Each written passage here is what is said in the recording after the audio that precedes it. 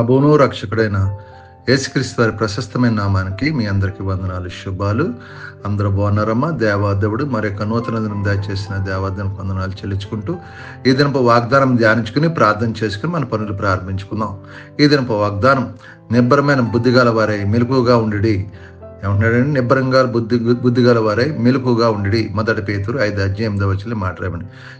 నిబ్బరం, స్థిరమైన బుద్ధి, మెలకువ అంటే ఎప్పుడు కూడా మెలకుగా ఉండాలి. ఎప్పుడు ఎలా ఉండాలి? మెలకుగా ప్రార్థన మెలకుగా ఉండాలి. మెలకు లేకుండా ఉన్నప్పుడు దుష్టుడు సాతాను ఏమంటున్నాడండి? మీ విరోధైన అపవాది గర్జం సింహాలు ఎవరిని మింగుదని అని వెతుకుచూ తిరుగుతున్నాడు. మనకు విరోధి ఎవరు? అపవాది. ఏదో కీడులో మనం తొయ్యాలని, ఏదో బాధలు పెట్టాలని, ఏదో హింసల్లో పెట్టాలని అపవాది ఏం చేస్తున్నాడు? మనల్ని కృంగదీయాలని చూస్తున్నాడు. అందుకే మన విరోధి ఎవరైనా అపవాది. మనం ఏదైనా మంచి పని చేస్తే దానికి ఇష్టం ఉండదు. ఏదైనా మంచి మార్గం నడిస్తే దానికి ఇష్టం. మనం చెడ్డ మార్గం నడవాలి, మనం కృంగదీయాలి, మనం బలహీనపరచాలి, దేవుని సన్నిధిని దూరం పరచాలి, ప్రార్థన చేసి దూరం పరచాలి, సహవాసాన్ని దూరం పరచాలని ఏం చేస్తుంది? విరోధిని అపవాది గజంశాలు తిరుగుతున్నాడు. ఎవరిని మింగుదామా అని తిరుగుతున్నాడంట. ఎవరి మీద వెతుకుతున్నాడు ప్రతి ఒక్కరిని. ప్రతి ఒక్కరు కూడా మెలకు కలిపి ఆ బుద్ధి గల వారి మెలకు కలిగి ప్రార్థన చేయమంటున్నాడు దేవుడు.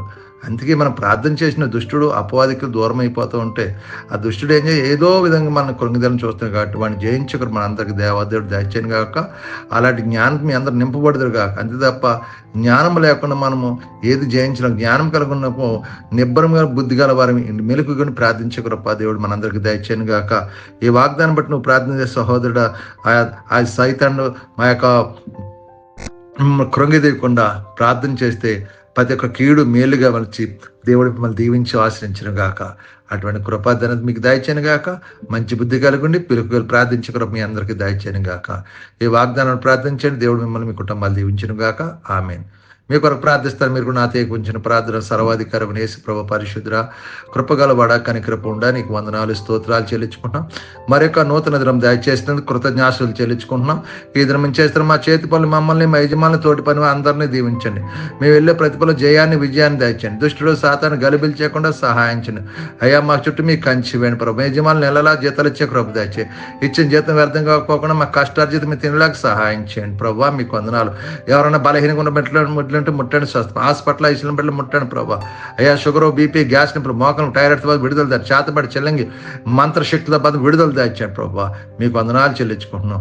ఎంతో మంది ప్రభు కుటుంబ సంస్థల బాధ విడుదల దాచండి. భార్య భర్త సమాధానపరచండి. అయ్యా అప్పులు బంధకాలను విడిపించండి. తాగుడు పేగని వ్యసనాన్ని దూరపరిచి కృప చెప్పించి మీ దినమంతా సంతోషం, సమాధానం, శాంతి, నెమ్మది దయచేసి మీ కృపలో భద్రపరిచి దాచి కాచి కాపాడండి. మీకే మహిమా ఘనత ప్రభావం పొందుకోమని యేసు పరిశుద్ధం అడుగుతున్నాను తండ్రి. ఆమేన్. వందనాలు దేవుడు మిమ్మల్ని దీవించును గాక. వందనాలు. ఆమేన్. ప్రభువు నామంలో ఈ వీడియో వీక్షించిన ప్రతి ఒక్కరికి జీసస్ స్వస్థత ప్రార్థనా మందిరం వారి ప్రత్యేక వందనాలు తెలియజేసుకుంటున్నాము. మరి ఇంకెన్నో సందేశాలు, వీడియోలు, సంఘ కార్యక్రమాలు మీకు అందుబాటులోకి రావడానికి పక్కనే ఉన్న సబ్స్క్రైబ్ బటన్ని ప్రెస్ చేసి బెల్ ఐకాన్ని కూడా ప్రెస్ చేయాల్సిందిగా కోరుకుంటున్నామండి.